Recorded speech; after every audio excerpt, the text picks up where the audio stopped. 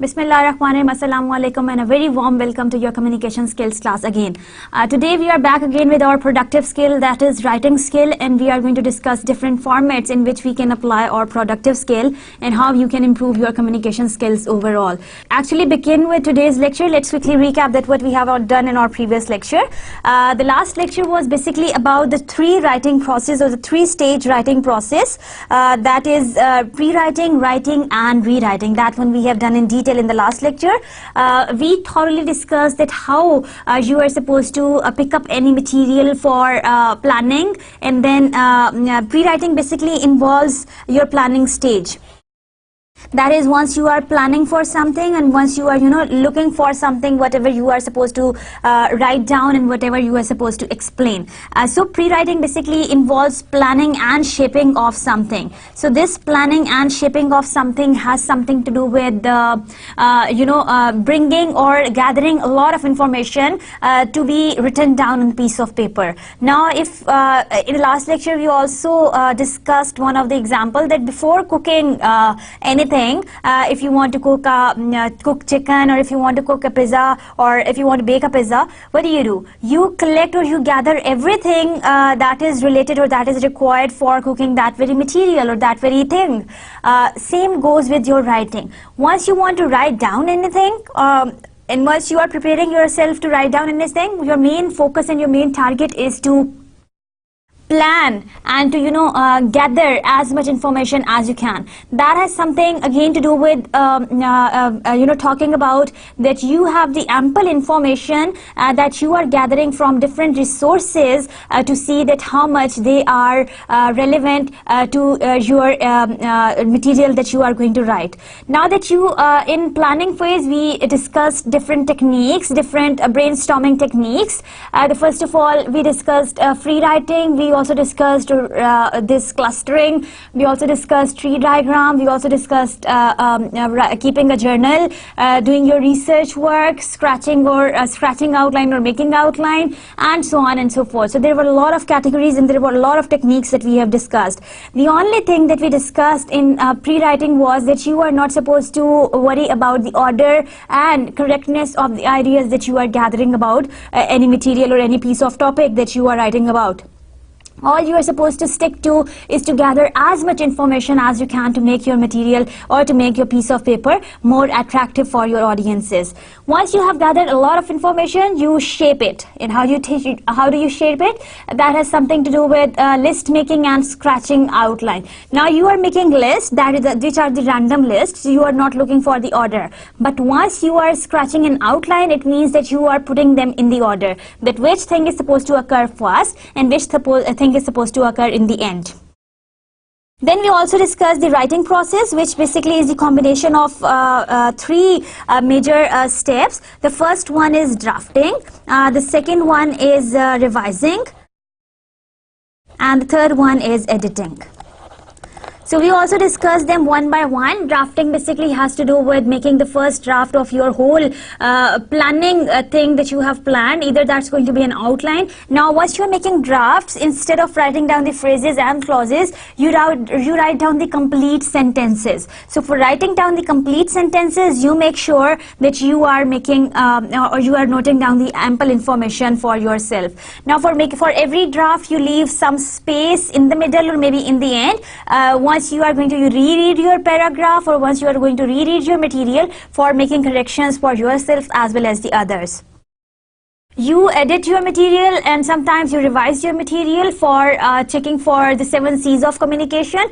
You look for clarity, you look for conciseness, you look for coherence, you look for competency, you look for consistency, you look for conciseness, and then you look for clarity. So all of these things, they are involved in revising, and then editing, which has something to do with finally making your work available for the others. That is, you look for the correction of the spellings and punctuation. You look for the ellipses or the run-ons on the sentences, and so on and so forth. There is rewriting, where you write your work, and sometimes you give your work handwritten. So this is where you give the finishing touches to your work as much as you can.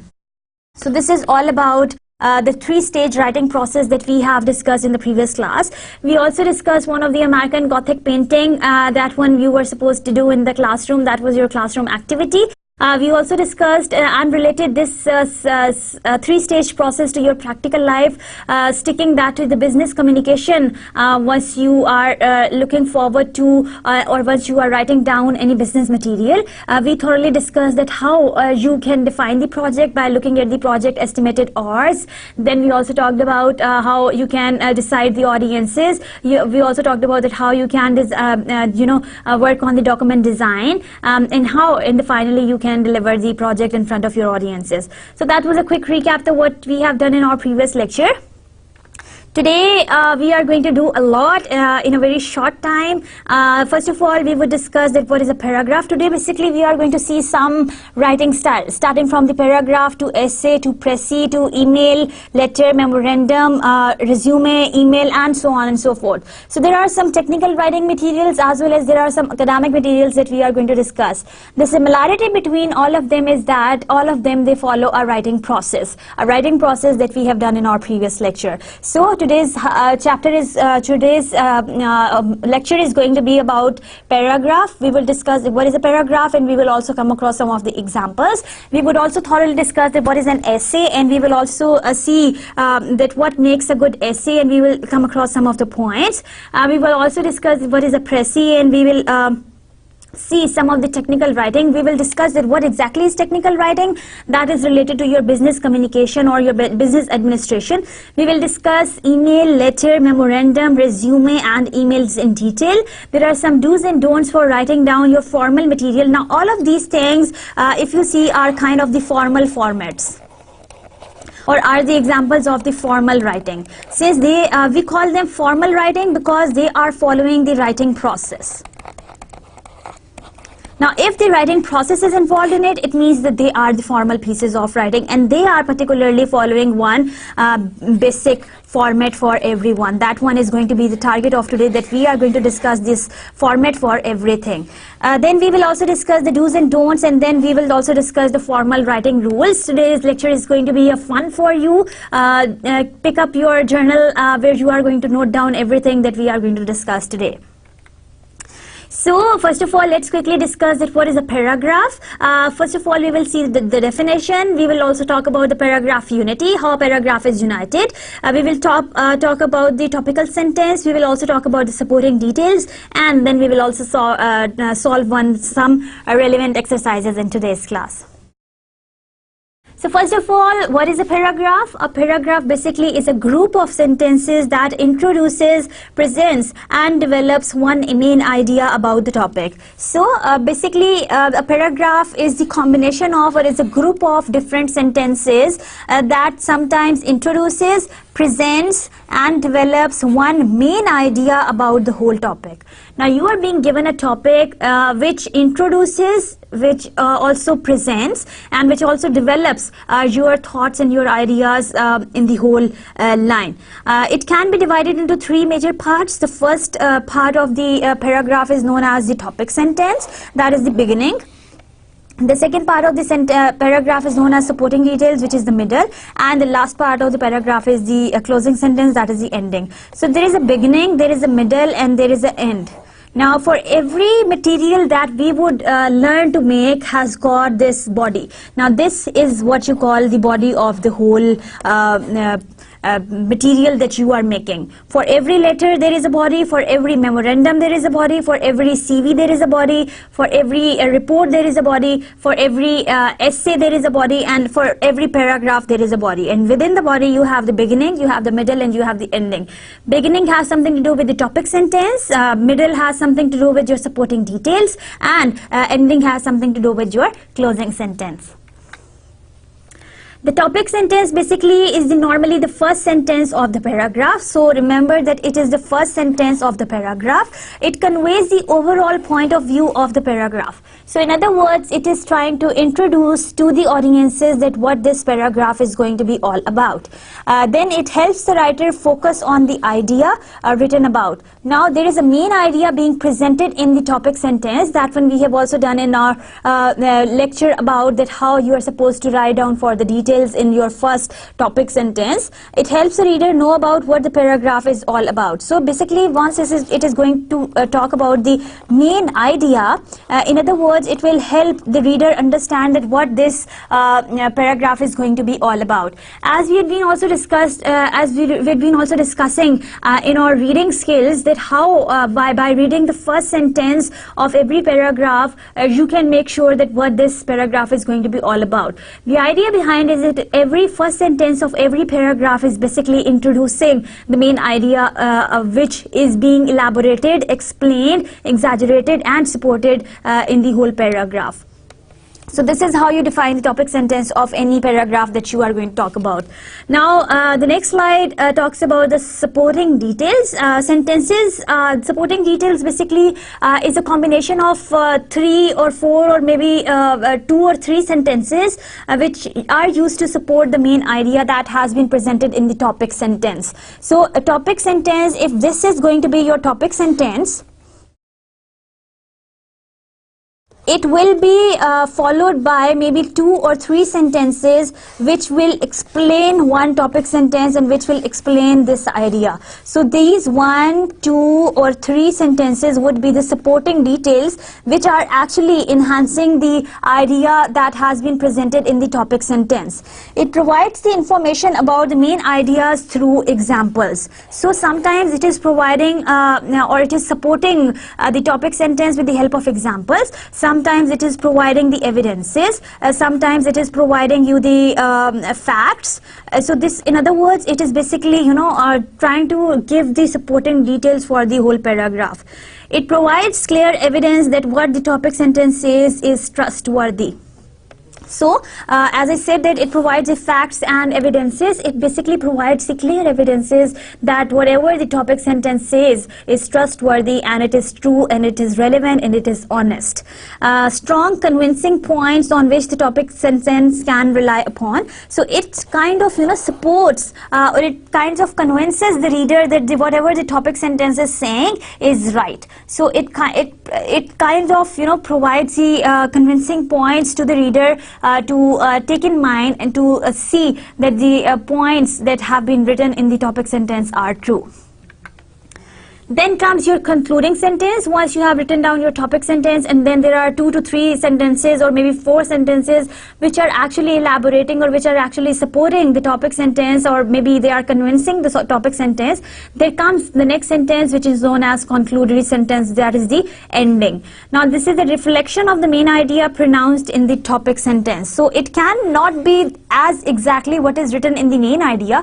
However, it wraps up what has been said in the supporting details, and it is the reflection of what is being said in the main topic sentence. In other words, it basically sums up what the topic sentence and the supporting details talk about. So basically it's a conclusion, or it's basically concluding that what has been said in the topic sentence and then in the last sentences. Now this is a closing sentence, reminds the reader of what they have to value. Now the closing sentence basically reminds the reader to of what they have to value and what they have to see. It is compulsory for the completion of the paragraph unity. The last sentence is basically very important to see that they are very important for the completion of the paragraph unity. It indicates that the paragraph has been ended, or it indicates the end of the paragraph. Now there is nothing coming up after this line, so it basically tries to wraps up the whole thought into one line. It prepares the reader for a smooth transition to the next paragraph if there is one. Sometimes they also, the topic sentence, basically the conclusion sentence is basically tries to wrap up and prepares the reader that there is some more to come, or some more relevant ideas to come in the next paragraph. So this is how you feel and you make sure that there is a smooth transition of the ideas from the concluding sentence to the next paragraph.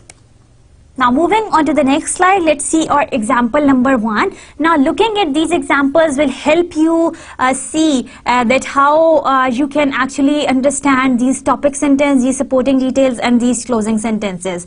Now for this paragraph, as you can see on the slide, the topic sentence is written in red, the supporting details are written in green, and the closing sentence is written in blue. Now let's read the paragraph louder. There are 3 reasons why Canada is one of the best countries in the world. Now, this is your topic sentence. Now, in the topic sentence, as you can see that there are 3 reasons why Canada is one of the best countries in the world. The topic sentence clearly introduces the main idea that there are 3 reasons why Canada is the one best countries in the world. So there are the author basically mentions within the first topic sentence that this paragraph is going to be, or this paragraph is going to explain 3 reasons of Canada being the best country in the world. Now these are all the supporting details. First, Canada has an excellent healthcare system. All Canadians have access to medical services at responsible price. So first is the medical or the healthcare system that supports this idea that Canada is the best country in the world.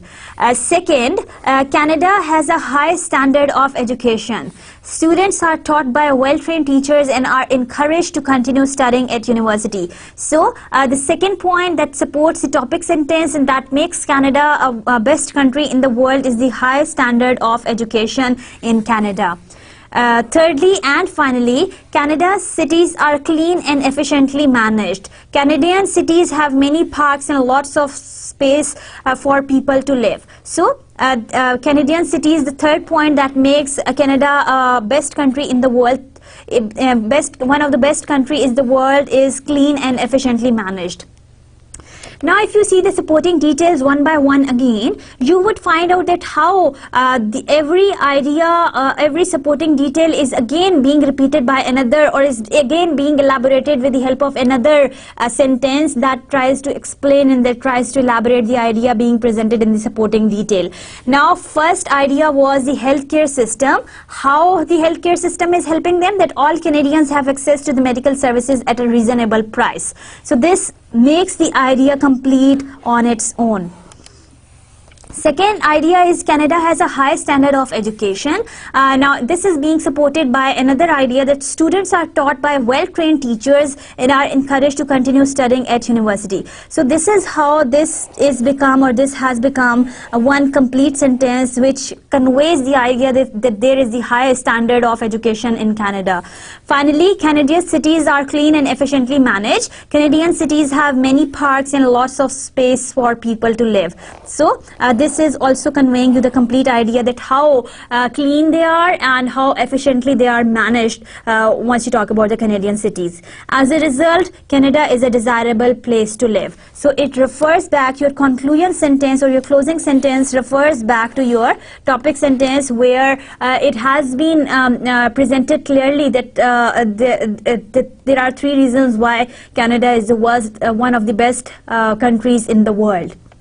So this is how this example must have helped you see that how one whole paragraph can carry related ideas. Your topic sentence is being supported by a lot of examples sometimes, or a lot of reasons, or a lot of evidences, or a lot of facts, and then those facts have been wrapped up into the closing sentence in a very short way. So this is one example of how to write down one good paragraph. Let's move on to the next example. That is your example number 2. Again, the topic sentence has been written in red. Your supporting details are written in green, and then your closing sentence is being written in blue. Let's read it again. I don't like tests. Now, the main theme of main idea of the this paragraph is going to be why tests are being disliked by me. Every time I take a test, I feel nervous. When I study for a test, I don't know if I'll be able to get a good grade. Often, I worry about taking a test and can't sleep. Sometimes, I daydream or draw pictures in class. After the test is over, I worry about my grade. When my teacher gives the test back to me with a grade, I still cannot relax because I know I have another test soon. Tests give me a lot of stress. That's why I don't like tests.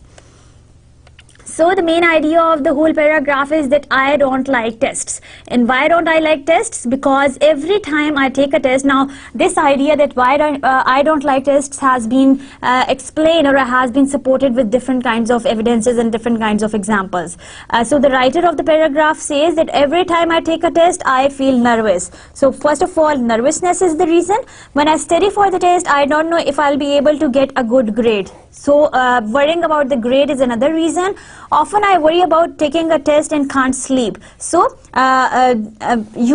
this sleeping anxiety is another test, is another fear, or is another thing, or is another supporting idea that proves that why don't you like tests. Sometimes I daydream and draw pictures in the class that are related to tests that you have failed or something like that. After the test is over, I worry about my grade. After when you are done with your test, you are worried about your grades. That's why you don't like tests. When my teacher gives me test back to me with a grade, I still can't relax because I know I will have another test soon. So the worry or the fear about the next test or the another test is always there. So this is why the author basically don't like tests. Tests give me a lot of stress. So to cut it down, all of these things that you worry about, you are nervous, you cannot sleep, you daydream, you draw pictures, you worry about another test, or you cannot relax, basically refers to that you are stressed. So a test gave me a lot of stress. That is why I don't like tests. So the idea has been repeated or is being summed up into the closing sentence by stressing on the main idea that I don't like tests. So this is how you are supposed to write down your whole paragraph with unity. I hope that you have learned that how to write down one good paragraph. Here is example number 3 of writing down the paragraphs. There is a topic sentence again written in red, your supporting details written in green, and then your closing sentence written in blue. Now let's read the paragraph again. Cats are good pets. You don't have to take a cat for a walk every day like a dog.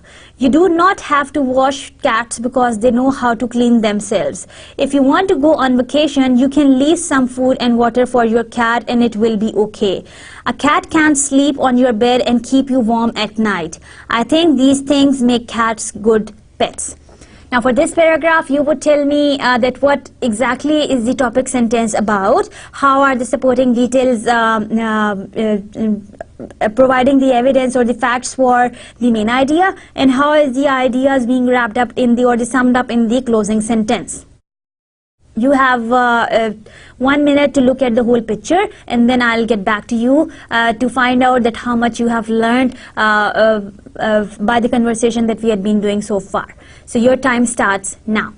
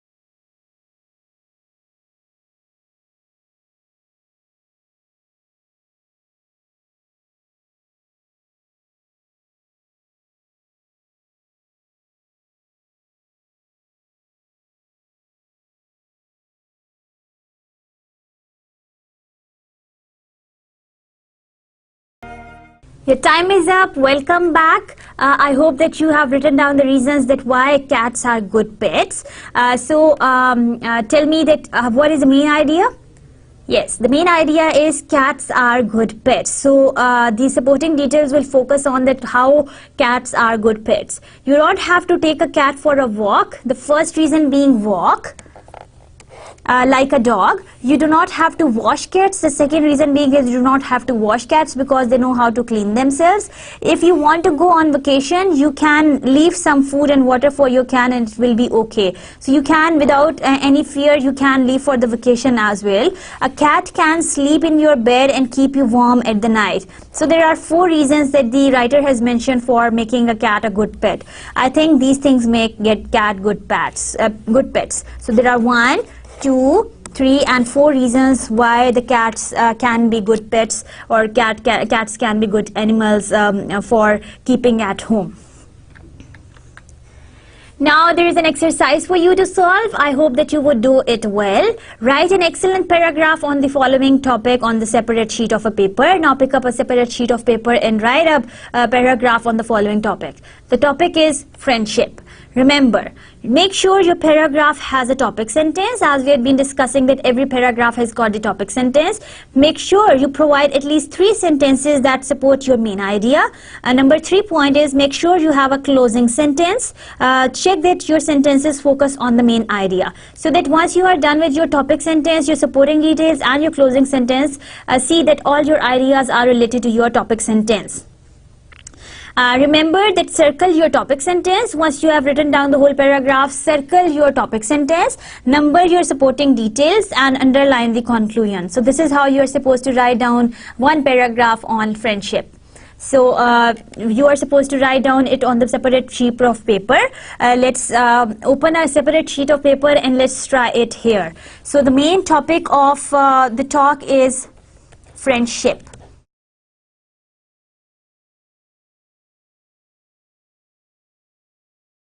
So first of all, you are supposed to write down the main idea. If you say, like for example, saying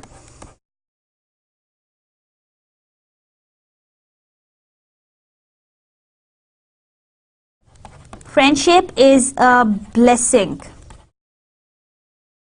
Now this is our main idea, that friendship is a blessing. So we are supposed to prove our main idea. This is going to be our topic sentence that we are supposed to encircle.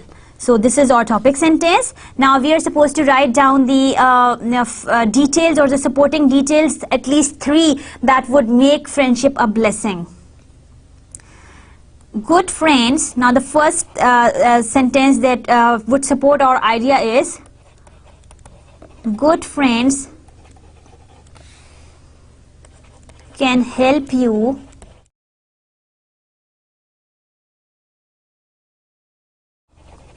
in every way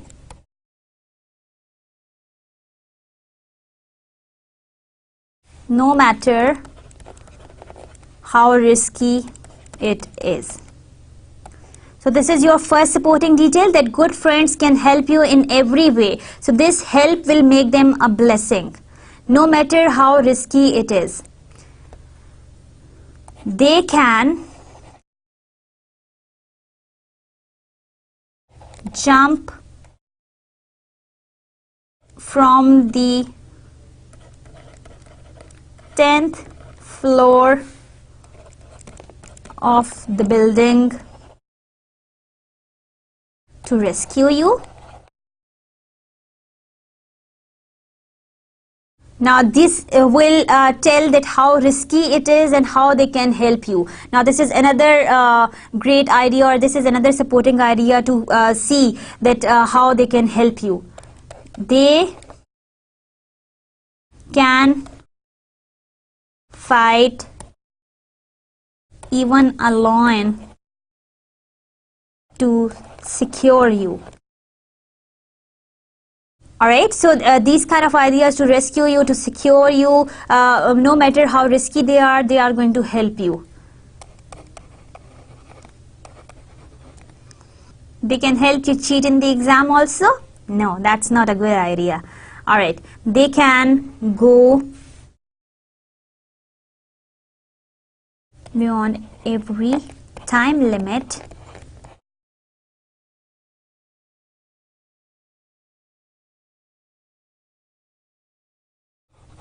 any other relationship. So these are all the supporting details. 1, 2, 3.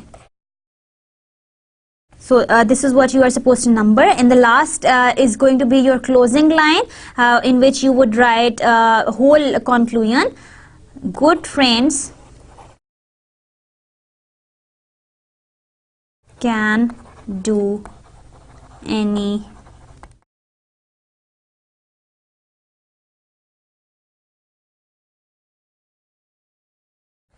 So this is how you are supposed to write down a paragraph on a friendship. Now you try to write one paragraph on friendship on your own. Now let's read our paragraph that we have written on the spot. Friendship is a blessing. This is our main sentence. Good friends can help you in every way, no matter how risky it is. They can jump from the 10th floor of the building to rescue you. They can fight even a lion to secure you. They can go beyond every time limit that hinders any other relationship. So friendship, they support the idea that good friends are blessing and friendship is a blessing. Good friends can do anything strange for you, or they will do anything strange for you. So this is how you are supposed to write down a paragraph that proves that friendship is a blessing. So that was all about writing down the paragraph. Now let's move on to our next topic of today's lecture. This is essay writing. Once you keep on, writing down the paragraphs, all of those paragraphs related to the same topic, yet there are different ideas related to the same topic sentence presented in every paragraph, that would become your essay. So before we understand that how to write down an essay, let's quickly see that what exactly is an essay. An essay is an organized collection of your thoughts on a particular topic. So it is organized collection of your thoughts on a particular topic. You are supposed to stick to one particular topic about which you would present your paragraphs in such a way that they reflect that you are talking about the similar things. As I said, that paragraph also consists of the introduction, the middle and the ending. The essay also consists of three major parts. There is a conclusion, there is a main body, and there is a conclusion. So you have to have an introduction, you have to have the main body, and you have to have a conclusion. So this is how you divide your paragraphs into three parts. The word essay is being derived from the Latin word exire, which means to examine, test and drive out. So basically, once you are writing down any essay, you are in other words trying to examine something, or you are trying to test out something to bring or to tell others that what is going to happen. What could be the purpose of an essay be given in this definition? So basically, essay presents you one, in this definition, the basic purpose of an essay is to dig out anything, to test anything, or to examine anything that is based on evidences, that is based on facts, that is based on examples, and everything that is true. So in essay, you have to talk about the factual things, you have to talk about the clear things which make your essay look realistic and lively. So what makes a good essay? Your essay would be good if it has got the good structure. You have the clear introduction, you have the well-crafted middle, and you have the clear and appropriate conclusion. So as we had been talking about the paragraph as well, the topic sentence, as we said, conveys the main idea. So your introduction would clearly tell the audiences, or would clearly tell the reader, that what your essay is going to be all about. You have the well-crafted middle. It means that the paragraphs, 1, 2, 3 or 4 paragraphs, no matter how many are they going to be, are all going to stick to the main idea. So they are well-crafted. Those details or those paragraphs or those points which you feel are more relevant to your topic sentence should occur first, and those ideas which you feel are less priority or less necessary should come in the end. There is a clear and appropriate conclusion. So your introduction and your conclusion are somewhat alike, yet your conclusion would clearly and appropriately will sum up the introduction into the one paragraph. Your essay would be good if you are providing the clear argument. In other words, it means that your progression through ideas with clear indication. So as you are moving from paragraph to paragraph, or as you are moving from sentence to sentence, see that there is a transition within them. See that there is a connection between them. One paragraph is connected to the next paragraph. Now, don't think that in the first paragraph you are talking about east and the other paragraph you are talking about west. Now, if you want to talk about both elements, make sure that they go simultaneously and parallel to each other. Now both ideas are supposed to be presented in the same paragraph, and they are to be stretched up in the next paragraph, keeping in mind that these poles apart should not be separated from one another. You are not looking for the comparisons and the contrast. You are trying to talk about same things in the similar way. Now you are also going to make sure that you have the well-crafted paragraph. It means that you have it is well supported by the relevant evidences. It also provides the facts. It also provides the concerns, the factual concerns which support your details as true. What makes a good essay? Now another thing, it is well written. It should be grammatically correct. Correct spelling and punctuation is another thing that would make your essay good and correct. Good sentence structure means that you are using the active voice thoroughly. So active tense or active voice will make your sentences look appealing and logical to the reader. Paraphrasing, paragraphing and the use of linking words are and phrases. Now these linking words, these transition words in these phrases should be clear enough for the audiences to understand that what you are talking about. They are fully referenced using Harvard system. That one we also discussed today by the end of today's lecture, that how you can make use of this Harvard system to write down any essay or write down any paragraph. Now, assessing your work against an example essay, read an essay and comment critically on the structure and organization. Identify strengths and weaknesses. Now, if you want to assess someone's work, try to pick up any essay and try to look for following questions. Is there a clear introduction to guide the reader? Now, as you would keep on moving and as you would keep on reading the essay and pick up any essay randomly from internet or pick up any essay from your library, you would have to focus on, first of all, read the introduction out. That is it exactly telling you about the main idea about the whole essay. Now, after you are done with the introduction reading, you would clearly have in mind that what this the whole essay is going to be all about. Are key concepts clearly communicated? Now those key terms which are supposed to occur in the whole essay should be thoroughly elaborated and defined in the topic sentence or in the introduction paragraph. Does the writing process have a sense of direction? So the writing process that you have been using or the paragraphs moving in a logical way keep you or take you to some particular direction, or they are just waggling and they are just taking you nowhere?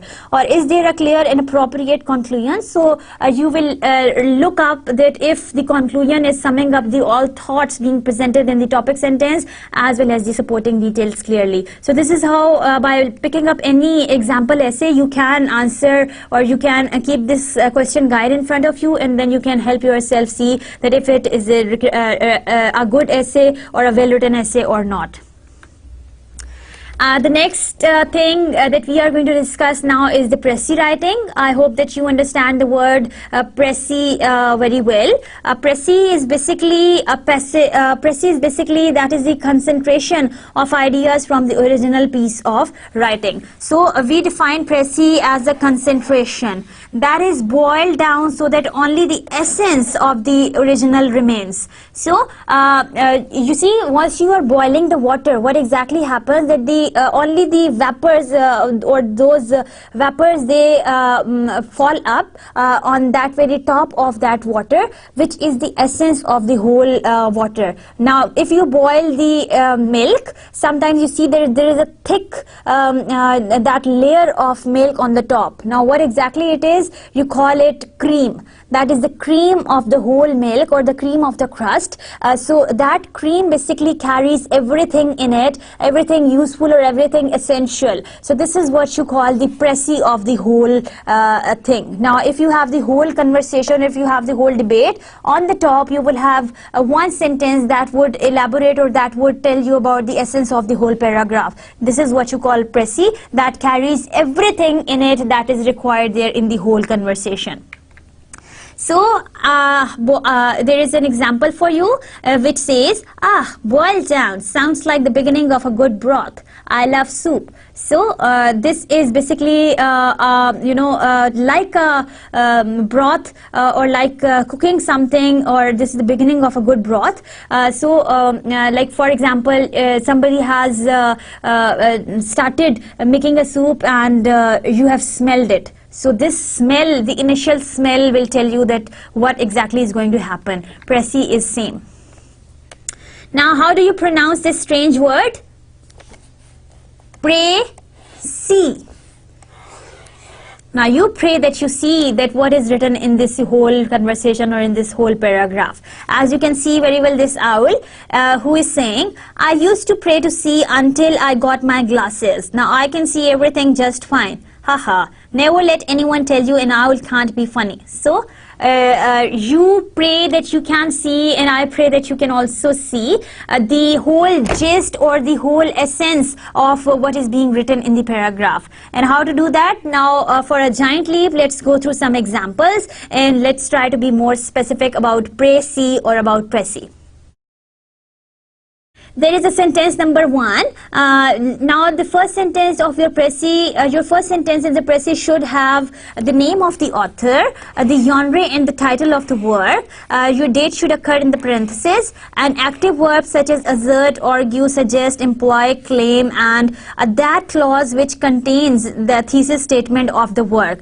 This sentence is the who and what of the original work. So you are supposed to focus on that very sentence which basically focuses on the who and what of the original work. Now there is an example of sentence 1. As you can see that it will focus on the author, it will focus on the source from where the material is taken, it will also focus on the date, it will also focus on that and who and when, who and what. Philippa George's novel The Other Bolian Girl implies that ambition possesses the power of corrupt and dispense true gratification, filling the heart solely with the desire infused with the greed and the ravenous hunger to reign.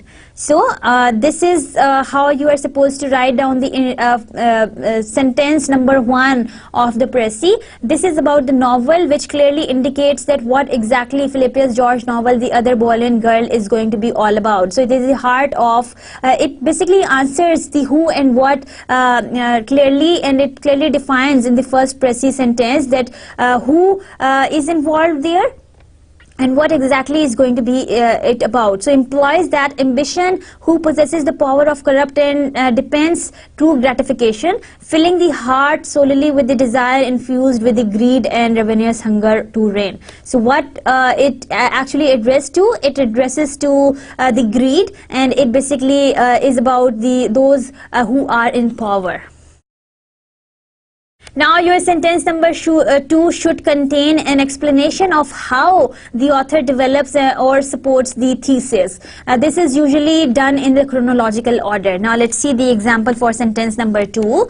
Now the author Georgie develops this assertion through vivid description of life in the Tudor court and examination of cutthroat antics of ruthless family members of whom will execute to attain absolute power. So how is this power status being or how is this greed that was presented in the first paragraph revealed?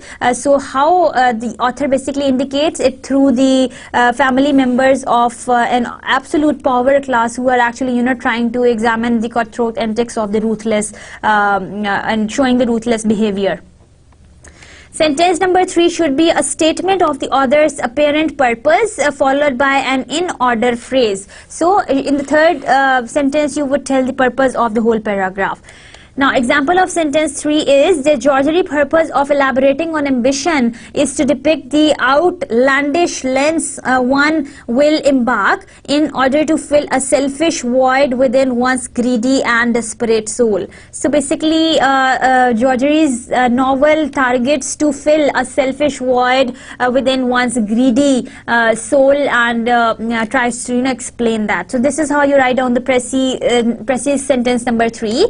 Now your sentence number 4 should focus or tell a description of the intended audiences or the relationship the author establishes with the audiences. Now your sentence number 4 would automatically or would reveal the relationship between the author and the audiences simply.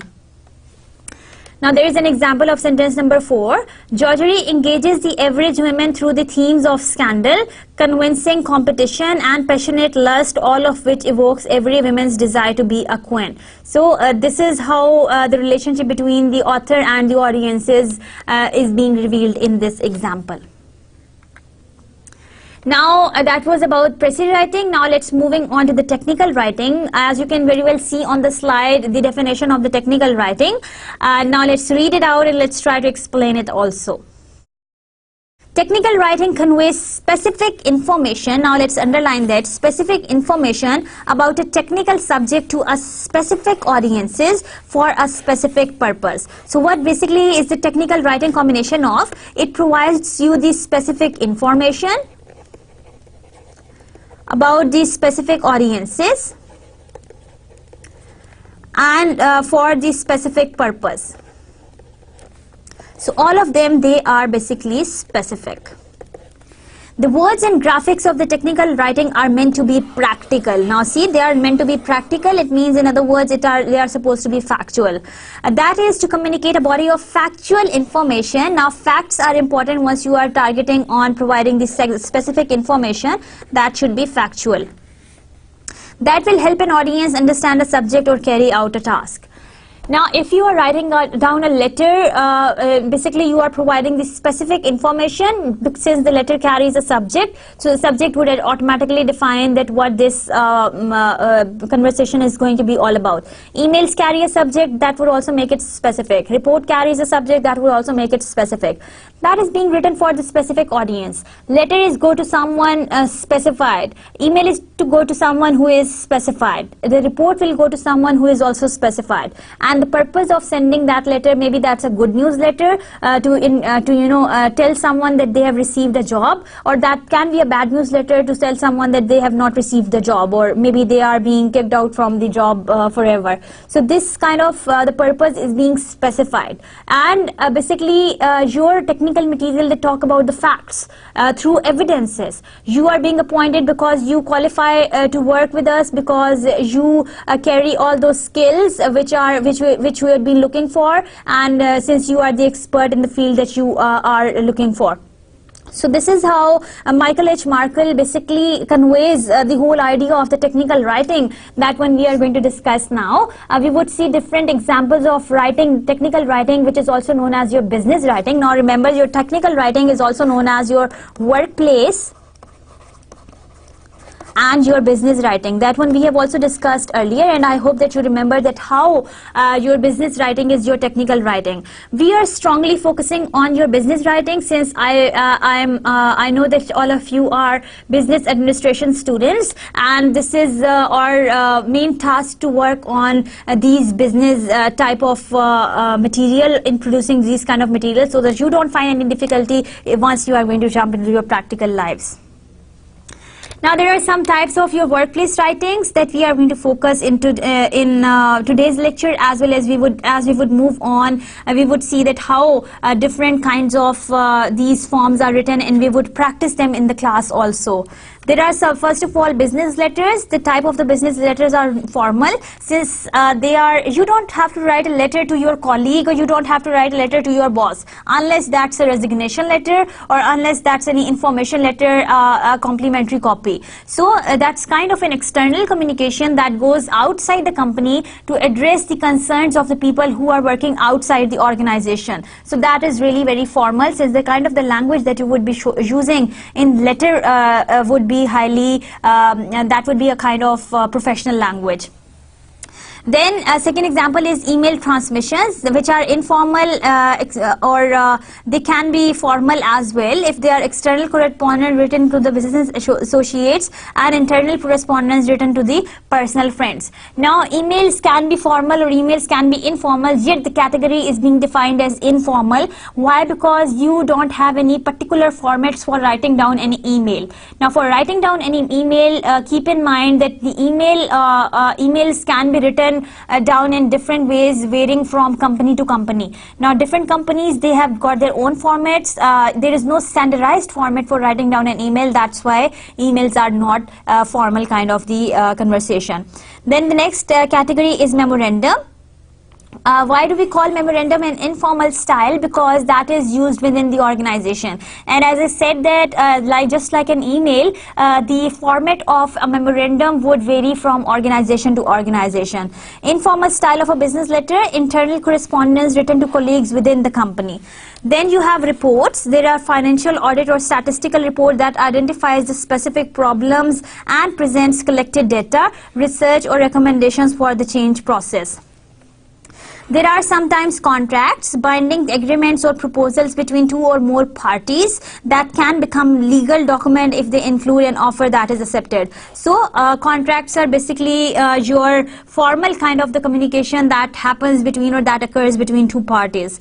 Then you have manuals, a written set of instructions, procedure or policies. Once you go to the market, you buy up any machine or you buy up, maybe you buy a mobile phone. Now that mobile phone would carry one manual with it. Now that manual would be written down in a very technical or in a very professional language that would tell you that how to actually operate that very product that you have purchased or how to operate that very mobile phone that you have purchased. Now that set of instructions would be very formal, or that's another type of a workplace writing, that is technical writing. You are supposed to sometimes give the PowerPoint presentations for the business purposes as well. We would make sure that we come across the kinds of the PowerPoint presentations which you are supposed to make, and then how you're supposed to deliver them. So this is what is going to be our main focus.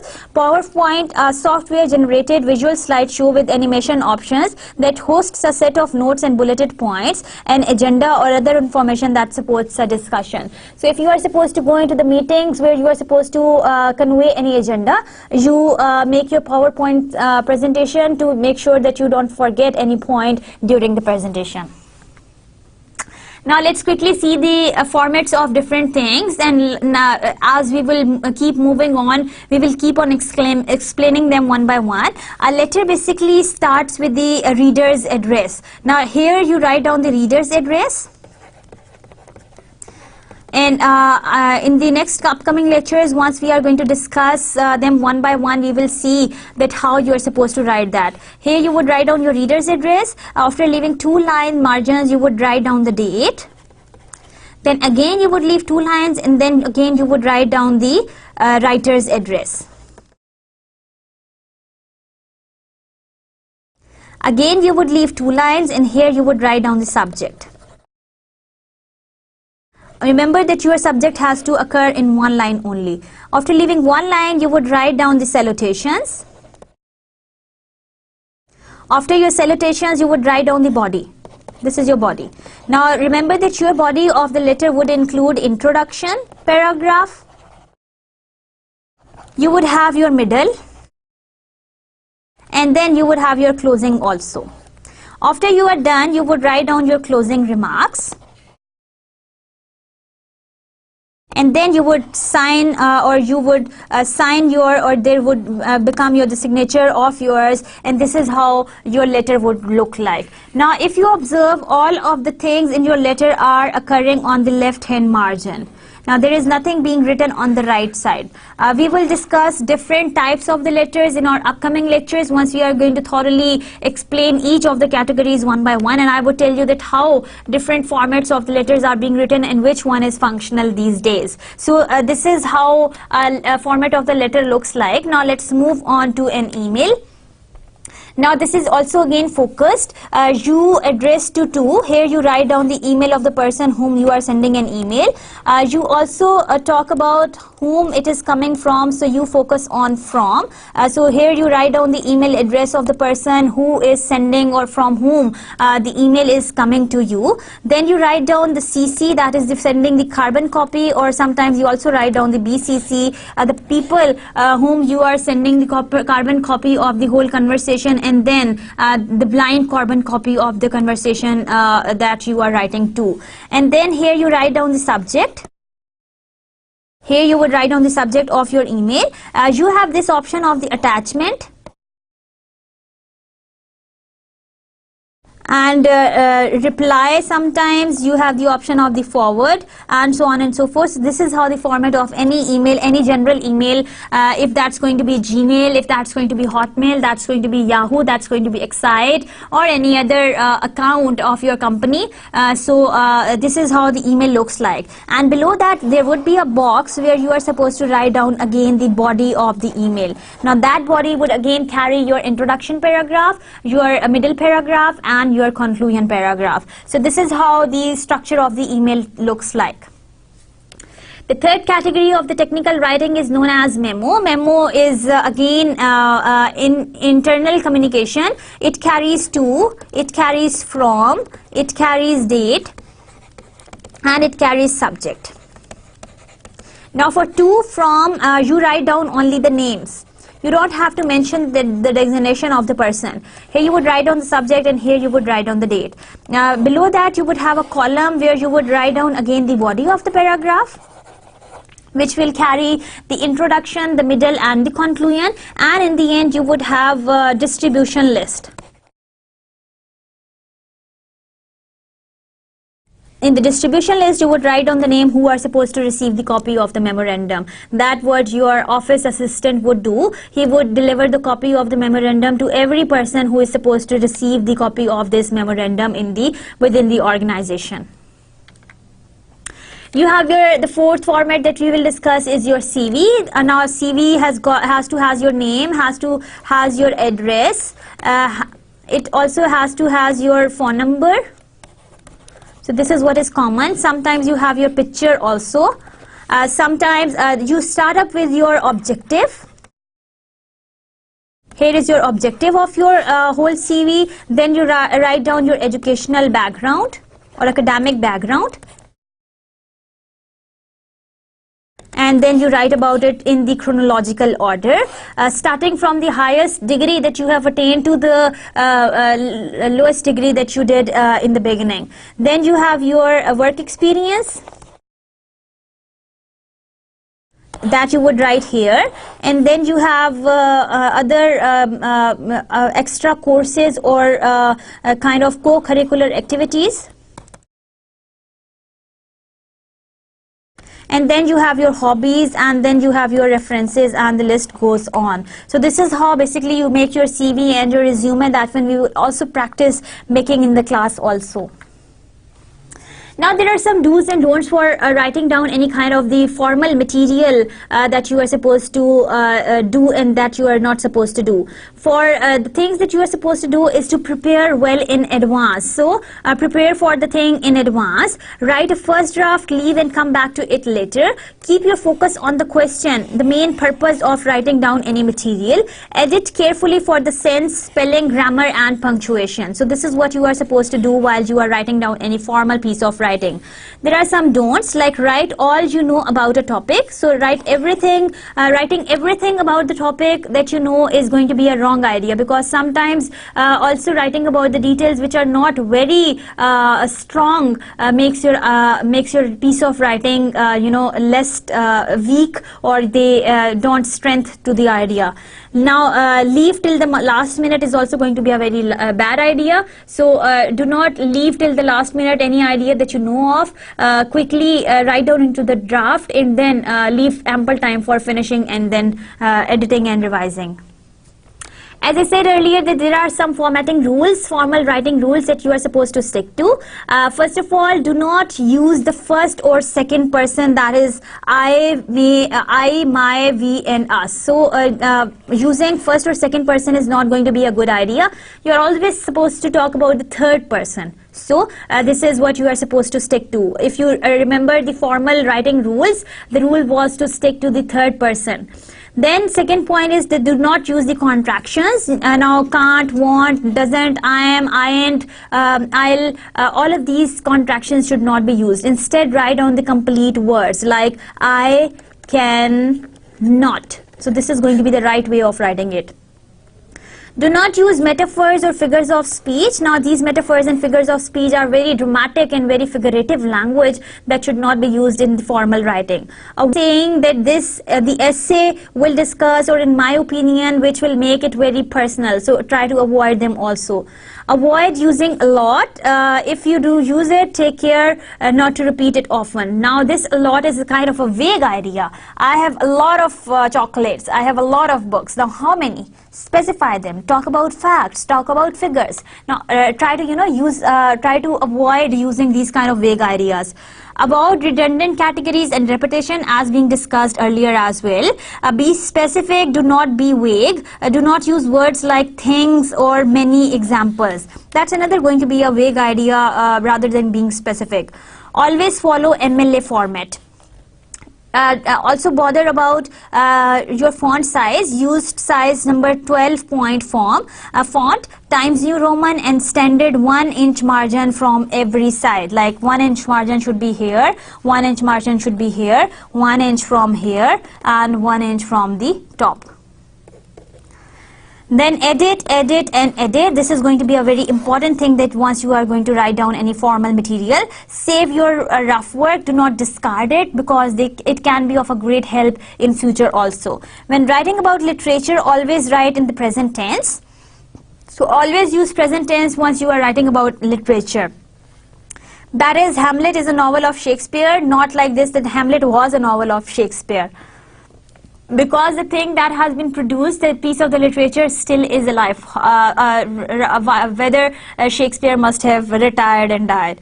Essays should be submitted with one staple in the top left corner. Do not put them in the folder. So essays should be stapled from the left top corner of your paper.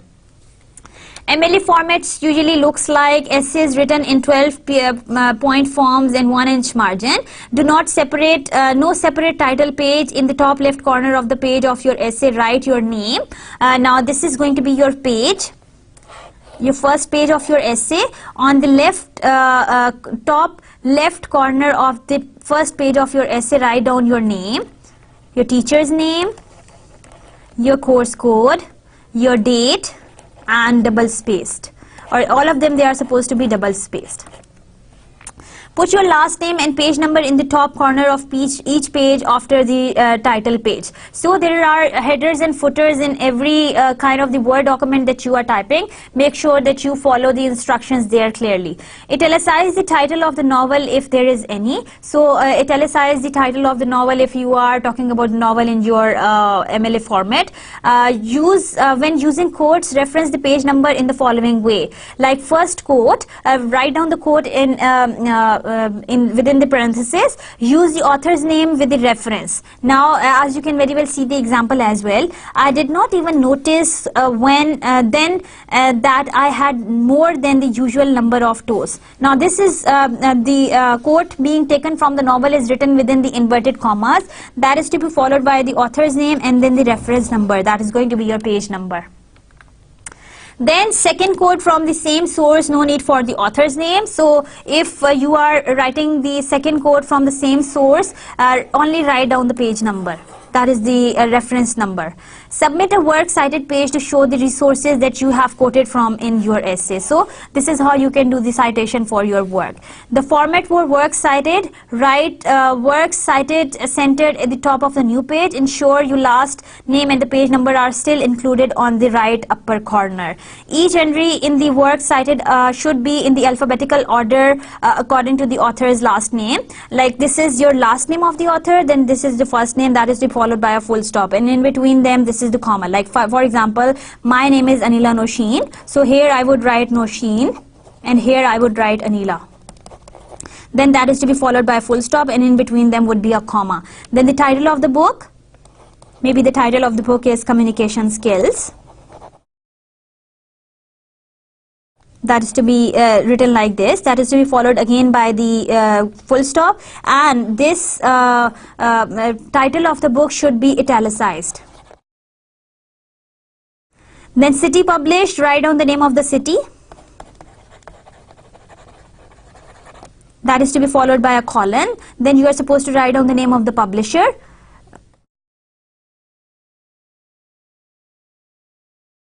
That is to be followed by a comma, and then year of writing. That is to be followed by a full stop. So this is how you write down the MLA format for writing down the reference of any book. It brings us to the end of today's lecture. In today's lecture, we have particularly talked about the paragraph writing. We have also talked about the essay writing. We have also talked about the précis writing. We also discussed some of the formats, the technical writing formats. We also discussed that how to write down a good essay, how to actually use or how to actually format any piece of writing that you want to present in front of the audience. So it brings us to the end of today's lecture. This is the reference from where the material was being collected for you. I hope that you must have learned a lot about making and writing down the technical material as well as the academic material.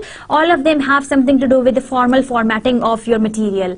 I hope that today's lecture was fun for you. I'll see you in the next class with another exciting episode of writing down material or making and working on your productive skills. Take very good care of yourself. I'll see you again. Allah Hafiz.